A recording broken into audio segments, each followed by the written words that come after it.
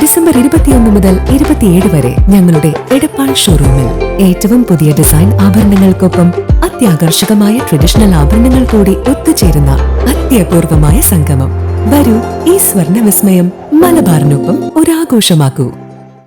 സംസ്ഥാന MES football ടൂർണമെന്റിന് Pattambi MES international സ്കൂളിൽ തുടക്കമായി. 2 ദിവസങ്ങളിലായാണ് ടൂർണമെന്റ് നടത്തുന്നത്.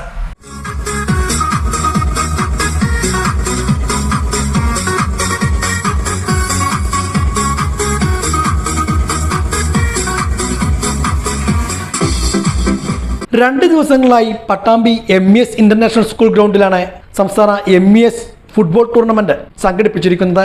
ടൂർണമെന്റിന്റെ ഔപചാരികമായ ഉദ്ഘാടനം Kerala football association vice president M Sivakumar നിർവഹിച്ചു. കുട്ടികൾക്ക് കളിക്കാനുള്ള ഒരുപാട് അവസരങ്ങൾ ഈ സീസണിലുണ്ടായി.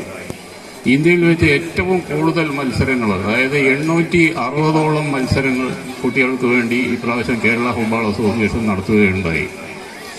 അതൊരു വളരെ കാലത്തിന് ശേഷം ഇത്രയും ആക്റ്റീവായിട്ട് അസോസിയേഷൻ വന്നൊരു കാലഘട്ടമാണ്. അടുത്ത കൊല്ലം, അതായത് നെക്സ്റ്റ് സീസൺ മുതൽ ഈ മാർച്ചിന് ശേഷം സ്കൂൾസിൻ്റെ ഒരു ടൂർണമെൻറ്റും കൂടി നടത്തുന്നുള്ളത്. അത് വിവിധ കാറ്റഗറിയിലായിരിക്കും. അതിൽ ആൺകുട്ടികളുടെയും ഉണ്ടാവും, പെൺകുട്ടികളുടെയും മത്സരങ്ങളുണ്ടാവും. അപ്പോൾ അതിലെ MES സ്കൂളിൻ്റെ പങ്ക് വളരെ വലുതായിരിക്കുമെന്ന് എനിക്കറിയാം. കാരണം ഇപ്പോൾ അത് ആക്റ്റീവായിട്ട് കാര്യങ്ങൾ നടത്തുന്നുണ്ട്. ജില്ലാ ഫുട്ബോൾ അസോസിയേഷനും അതുമാതിരി കേരള ഫുട്ബോൾ അസോസിയേഷനും ഈ കുട്ടികളുടെ സംഭാവന ഒരു മുതൽക്കൂട്ടായിരിക്കുമെന്ന് ഞാൻ വിശ്വസിക്കുന്നു. അതേമാതിരി ഈ ടൂർണമെൻറ്റിന് എല്ലാ ഭാവങ്ങളും നേർന്നുകൊള്ളുന്നു. ഞാൻ കൂടുതലൊന്നും സംസാരിക്കുന്നില്ല. MES CBSE education board chairman doctor KP Abubakar, secretary KMD Muhammad, M Abdul Gafoor, P Kunhali, PMA Rasheed, senior principal Asha Baiju, principal P Sreelekha, മറ്റു ഭാരവാഹികളും പങ്കെടുത്ത് സംസാരിച്ചു.